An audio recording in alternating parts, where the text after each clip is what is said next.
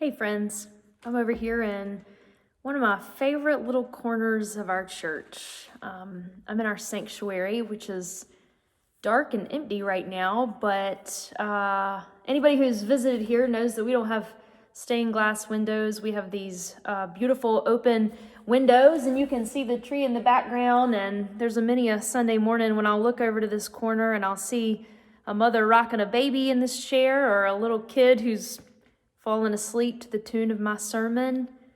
I like that I have that effect on people. Nonetheless, it is a space that I love to come to. And I think that when our lives have kind of experienced crisis or upheaval, that it's good to return to places that bring deep comfort and deep peace. And so that's why I'm here right now, this morning. And another thing that I think we tend to do that is a good thing, is to return to those writings and those psalms and those hymns that do give us a word of reassurance and peace in those moments. So I thought I'd share a story of a book that I've returned to in the past week with all that's going on in the world.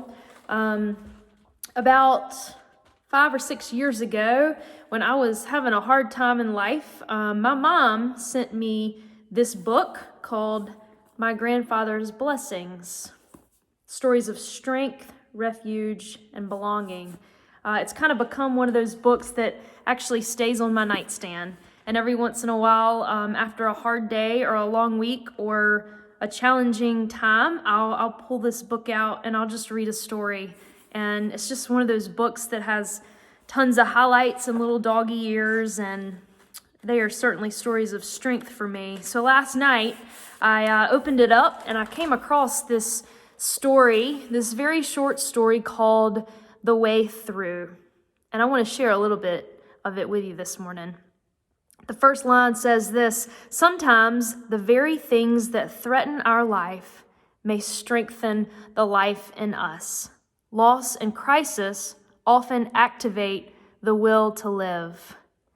This author, Rachel Naomi Remen, she goes on to tell the story of this 17-year-old boy who was diagnosed with juvenile diabetes, and it kind of turned his whole world upside down, and he experienced a lot of anger and rage in the coming months. He entered into therapy and was just having a really hard time over this new way of life.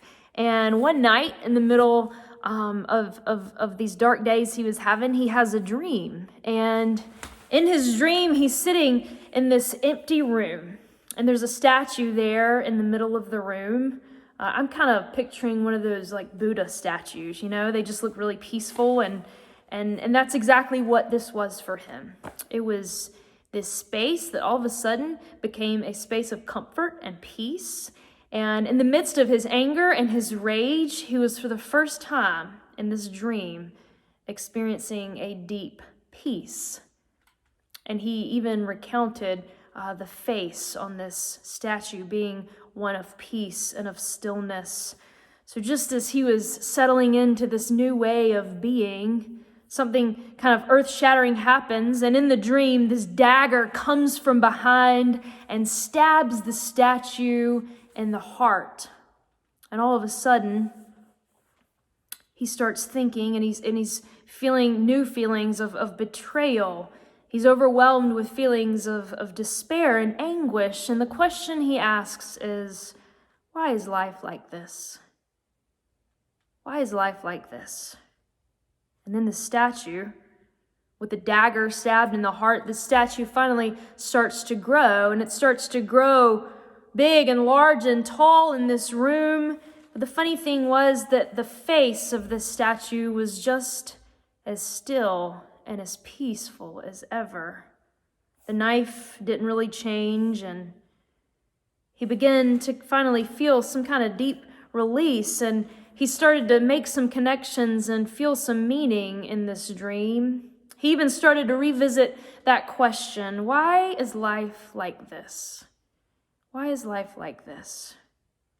The doctors had pretty much told him that his disease was incurable, that he would have to change his ways of being and change his life, All that he was used to and accustomed to had come to a screeching halt, and he wasn't really sure how to move forward. But his dream offered him something. And this is when I'll read Rachel's words. His dream offered him the hope of wholeness and suggested that over time he might grow in such a way that the wound of his illness might become a smaller and smaller part of the sum total of his life, that he might yet have a good life, even though it would not be an easy life. Nothing his doctors had told him had suggested this possibility. Often people with chronic illness, or I would say crisis or upheaval, become trapped and invalidated, not by the force of their disease or situation, but by the power of their beliefs about it.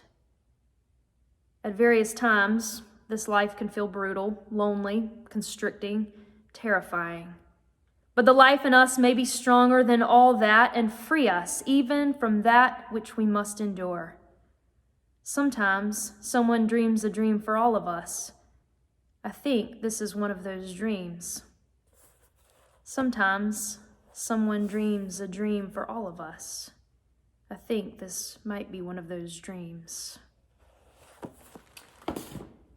Friends, we're going to do this every week. Have a little minute of meditation about a story that has touched me, about a scripture that I'm praying or a blessing that I'm offering. And then we're going to follow it by one of our resident musicians in our congregation. I'm excited that some people have sent me some recordings and some videos, so I'm going to try to mash that up with a meditation. And since today's meditation is about those places and those spaces and even those dreams that we dream that give us peace and stillness, that remind us that there is possibility, remind us that there is wholeness despite what is happening in our lives and in our world, I'm going to turn to our very own Aaron, who's going to sing an old familiar hymn with us this morning. Thanks for tuning in.